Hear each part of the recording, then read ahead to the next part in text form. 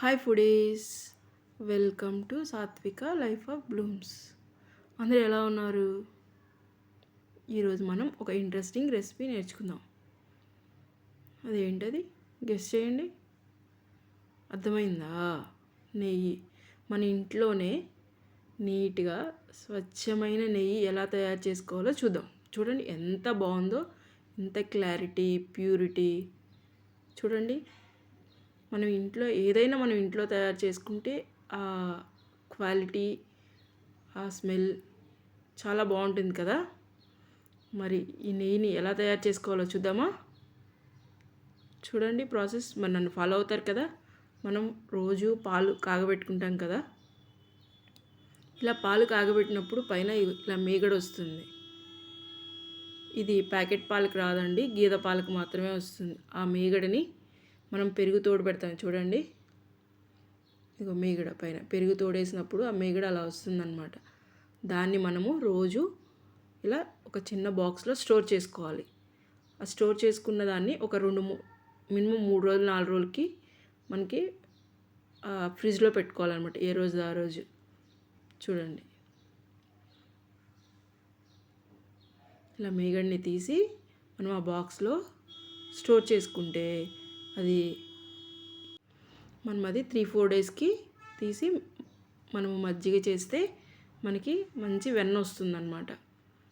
చూసారా, ఒక బౌలు ఒక మజ్జిగ చల్లకని తీసుకొని ఈ బాక్స్లో ఆల్రెడీ మనం స్టోర్ చేసి పెట్టుకున్నాము ఫ్రిడ్జ్లో. మనం ఎప్పుడైతే ఇలా మజ్జిగ చేసుకోవాలి అనుకున్నామో మార్నింగ్ తీసి బయట పెడితే ఈవినింగ్ చేసుకోవచ్చు. ఈవినింగ్ తీసి పెడితే తెల్లారి మార్నింగ్ అలా ఒక పూట అలా బయట ఉంచితే మంచిగా తయారవుతుంది అనమాట. చూడండి, అది కొంచెం పులిసి అందులో మంచి బ్యాక్టీరియా వచ్చి మంచి హెల్తీగా ఉంటుందన్నమాట. చూడండి, ఇందులో మీరు గిన్నెలో వేసిన తర్వాత వాటర్ ఏం పోయొద్దు. చల్లకంతో అలాగా మజ్జిగ చేసుకునేది ఉంటుంది కదా, దాంతో ఒక 2-3 నిమిషాలు బాగా బీట్ చేయండి. చూడండి, బీట్ చేస్తే ఎలా వచ్చేసింది చూసారా.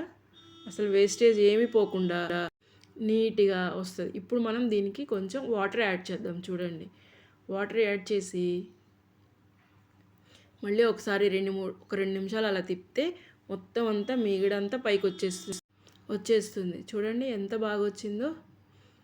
ఇప్పుడు మనం దీన్ని జస్ట్ ఆ వాటర్ వంపేసేసి నీట్గా పొయ్యి మీద పెట్టుకుంటే సరిపోతుంది. ఎక్కువ శ్రమ లేకుండా సింపుల్గా ఈజీగా అయిపోతుంది అనమాట.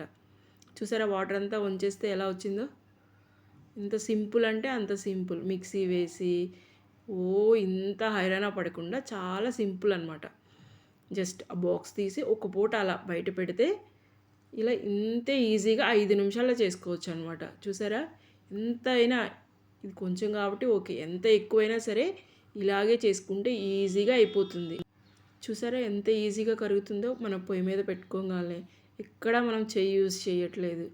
చూసారా, మజ్జిగ తిప్పేటప్పుడు కూడా మనం చల్లకాంతోనే తిప్పాము, కడిగాము, మళ్ళీ అది అలాగే పెట్టాము. ఎక్కడ మనం యూజ్ చేయకుండా మంచిగా నీట్గా స్వచ్ఛమైన నెయ్యి తయారవుతుంది. చూసారా ఎలా కరుగుతుందో. అంచులు అలా రెడ్గా వస్తుంటే మన నెయ్యి సపరేట్ అవుతుంది. చూడండి, వెన్న నుంచి నెయ్యి సపరేట్ అవుతుంది.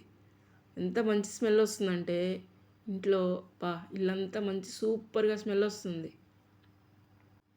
ఆ నెయ్యి స్మెల్కి మంచిగా వేడివేడి అన్నంలో ముద్దపప్పు ఆవకాయ వేసుకొని నెయ్యి వేసుకొని తింటే ఎంత బాగుంటుందో.